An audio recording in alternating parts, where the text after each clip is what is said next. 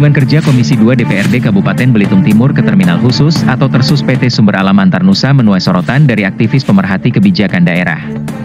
Mereka menilai masih banyak hal yang harus dibenahi, mulai dari transparansi data hingga legalitas pembangunan pelabuhan. Berikut liputan selengkapnya. Komisi 2 DPRD Kabupaten Belitung Timur melakukan kunjungan kerja ke Terminal Khusus PT Sumber Alam Antarnusa, Senin 13 Oktober 2025. Kunjungan ini bertujuan meninjau langsung aktivitas pelabuhan dan kesesuaian perizinan dengan kondisi di lapangan.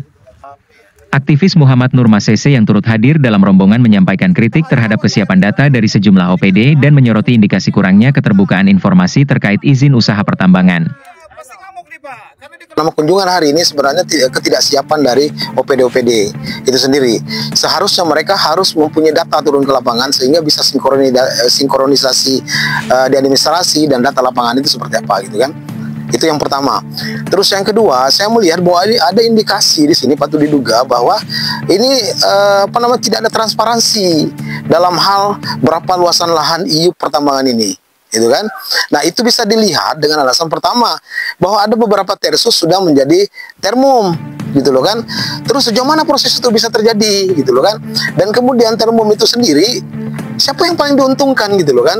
Nah, terus ada mitra beberapa perusahaan. Ini kan menjadi menjadi tanya-tanya besar gitu loh. Menurut Nur Masese, DPRD dan pemerintah daerah perlu segera membentuk tim verifikasi faktual untuk menyinkronkan data perizinan dengan realita di lapangan, agar pendapatan asli daerah atau PAD dapat dikelola secara terbuka dan akuntabel. Jadi, perlu dibuka secara transparan dan pembentukan tim investigasi terkait hal tersebut perlu segera dilakukan. Mensinkronisasikan data perizinan yang ada dengan keadaan lapangan. Jangan sampai nanti luasan IUP seberapa, terus tersus atau termumnya siapa gitu loh kan. Nah, ini yang harus diperjelas di kemudian hari agar PAD kita juga transparan, PAD juga kita jelas gitu dari pendapatan ini. Jangan sampai nanti ada akal-akalan di kemudian hari gitu loh kan. Yang punya IUP siapa, yang punya tersus siapa, yang punya termum siapa, gitu loh kan. Dan juga mungkin patut diduga bahwa banyaknya tadi ada beberapa pembangunan pelabuhan itu juga harus dilakukan pemeriksaan. Benar mereka ini sudah mempunyai mengantongi izin pembangunan tersebut, gitu loh kan. Nah, saya kira itu yang harus disikapi di kemudian hari, gitu loh. Gitu kan? Jangan nanti setiap kita turun ke lapangan menemukan beberapa kasus itu tidak selesai. Sehingga ini semakin menjadi benang kusut di kemudian hari, itu loh. Nah, itu tadi yang perlu disarankan bahwa pemerintah daerah harus terbuka, terutama OPD-OPD-nya, gitu kan. Kita harus bicara data by data, bukan katanya begini, katanya begitu, gitu kan. Nah, mereka kita lihat tadi, semakin bingungan mereka semua ketika ditanya datanya mana, ya kan? Masa kalah dengan KSOP? KSPO itu lengkap sekali datanya. Kalau kita menurut pada perizinan, KSOP itu dihilir, gitu loh kan. Nah, karena mereka menyangkut pengapalan barang tersebut gitu loh kan, pasir-pasir itu pengapalan. Nah, sementara proses dari hulunya itu seperti apa, ini tidak ada data yang kita peroleh di lapangan bersama OPD tadi gitu kan. Nah, itu yang kedepannya gitu kan, agar PAD kita benar-benar kedepannya itu bisa meningkat.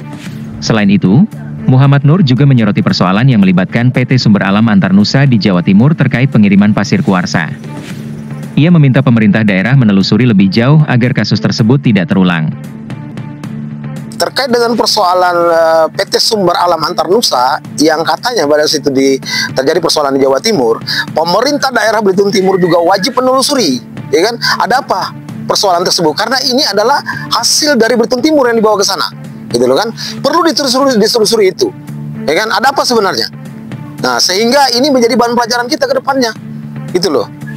Nah, saya kira demikian. Sorotan dari aktivis ini diharapkan menjadi bahan evaluasi bagi DPRD dan pemerintah daerah Belitung Timur agar pengawasan terhadap aktivitas pelabuhan dan tambang berjalan sesuai aturan dan berdampak positif bagi daerah.